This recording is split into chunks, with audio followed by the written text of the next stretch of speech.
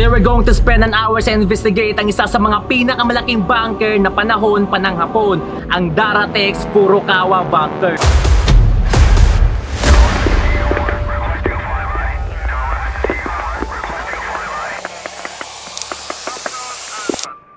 Ilang years na to, hanggang ngayon, hindi pa na gumuguho.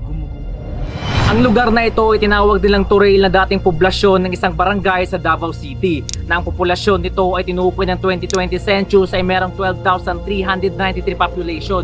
Ito ay kumakatawan sa 0.70% ng buong populasyon ng Davao City. Ngunit taong 1945, the first combat elements of 24th Division entered Davao City with less resistance had been expected. Na umuurong pwersa ng Hapon ay nisiyahan sa kanilang sarili sa pagsira sa lungsod sa abot nilang makakaya bago umalis sa loob ng bansa. Despite severe heat and humidity and constant rain with entire division traveling to 115 miles to 185 kilometers na habang tumatagal lamang ng 15 upang mabawi ang lugar ng Davao City na huling pangunahing lungsod ng Pilipinas under the Japanese control, the real battle for Mindanao has just been begun. Na hanggang ngayon ang building na ito ay natili pa ring alaala during the World War II towards the end from March 10 to August 15, 1945. Nagsagawa ng seryang kumpanya na makalyadong pwersa ng Estados Unidos at mga gerelyang Pilipino na tinatawag nilang Operation Victor 5 upang mabawi at mapalaya ang Mindanao laban sa pwersang Hapones. The end campaign successfully ended and Allied victory.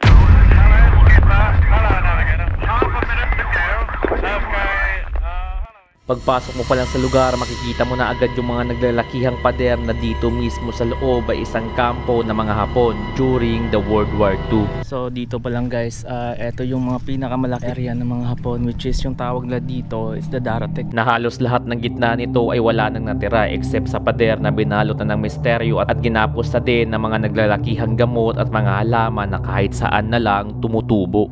So grabe guys, sobrang laki ng area nito. Tapos kung nakikita natin dito, halos lahat ng mga pader dito is butas-butas na talaga. It because kung napapansin nyo, bawat gilid nito makikita natin na halos lahat ay may tad-tad ng mga naglalakihang bala na pakas talaga ng mga heavy equipment. Grabe, dito pa lang sa side na to, it's makikita talaga natin yung mga daan ng mga bala, which is tad-tad talaga siya ng mga bala ng panahong World War II pa dito. So akalain nyo guys, sobrang laki at sobrang lawak talaga ng area dito. At halos lahat ng mga konsepto dito is wasak na. At dito din natin makikita isang malaking butas na papunta sa tunnel, pero sad to say, hindi na tayo pwedeng makapasok dahil binalot na ito ng mga lupa. So dito na area, it's sobrang laki ng butas dito. So I think may nahukay talaga dito yung mga dating kung nilibing dito ng mga gold or anything na pwedeng pagkakitaan talaga ng mga Hapon dati. At bandang gilid nito ay makikita din natin ang isang maliliit na butas na sinadya talagang inukit, at sabi sa kwento, dito daw natagpuan ng isang gold bar na nilibing talaga sa pader na ito. So dito pa lang na area nito, it's makikita talaga natin yung butas na galing talaga sa mga bala na tinadtad talaga tong pader na to. So hindi lang yan mag-isa, kundi ang dami pa dito. Na halos lahat ng mga pader dito is tinadtad talaga ng mga bala panahon ng World War II. Aside of that, kung napapansin nyo, halos lahat ng bakal na nakabaon dito ay medyo kakaiba yung disenyo. So napapansin ko bro, yung hulma ng bakal nila dito o yung kable nila is iba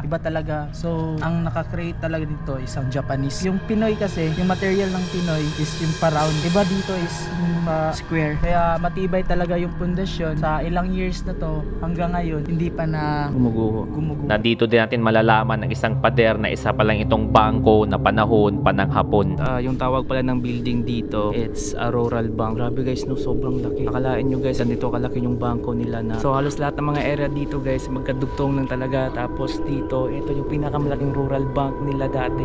So far, halos lahat ng building dito ay nawasak na talaga, maliban na lang sa dalawang building na ito na halos lahat ng konsepto ay pader na lang yung natira. So halos magka-the-same lang talaga yung mga area na naitanayo talaga sa mga Hapon dati during the World War II. And kung titingnan talaga natin dito is halos lahat ng mga pader, meron talagang mga tama na mga bala. Unlike kanina sa nakita natin kanina dun sa kabila, medyo maliit lang, but eto, it's sobrang laki na mga butas na nakatama talaga dito sa pader na to. Kaya pinuntahan na namin yung gitna, at pagkarating namin, eto yung makikita nyo.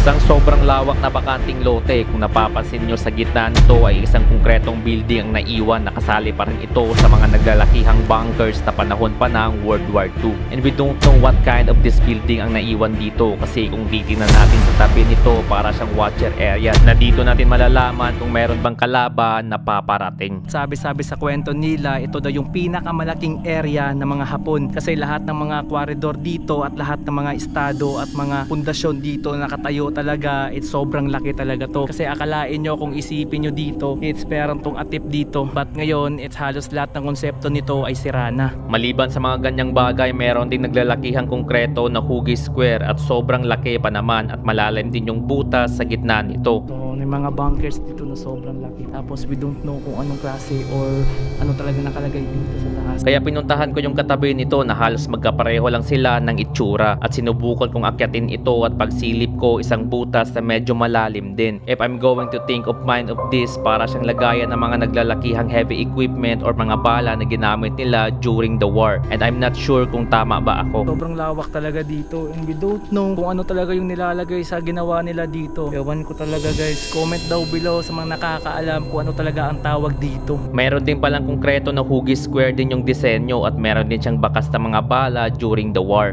And to be honest, wala talaga akong idea about this thing. Halos lahat ng mga pundasyon dito, it's solid pa, pero yung iba is wasak na talaga siya. But yung ibang parte ng mga pundasyon dito na nakapaligid dito sa akin, sira na talaga siya, and we don't know kung anong klase itong area dito. But sabi sa mga kwento, it's parte pa rin to siya ng mga Hapon. And I know hindi madali yung pagkikipaglaban nilang lahat para lang maipanalo ang ating sariling bansa at watawat, na nagsisilbing alaala na ang daming pangyayari bago natin makamit ang isang tagumpay. And I respect and salute sa lahat ng taong lumaban para sa sarili nating watawat.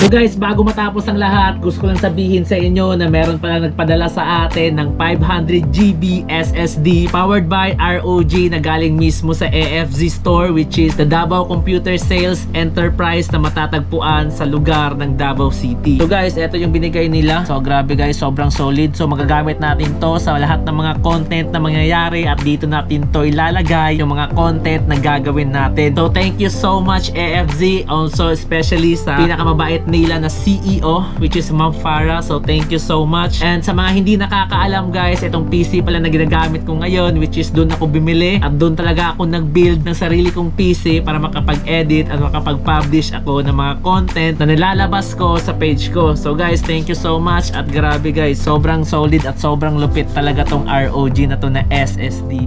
So guys, sa mga gustong mag-set up at mag-build ng sarili lang PC at sa mga dream PC nila guys, so drop your message sa AFZ, and also kay Ma'am Farah guys, na siya talaga yung owner and the CEO of the store. So thank you so much AFZ. So grabe, napaka-solid, and see you in the next episode. Subscribe for Submarine.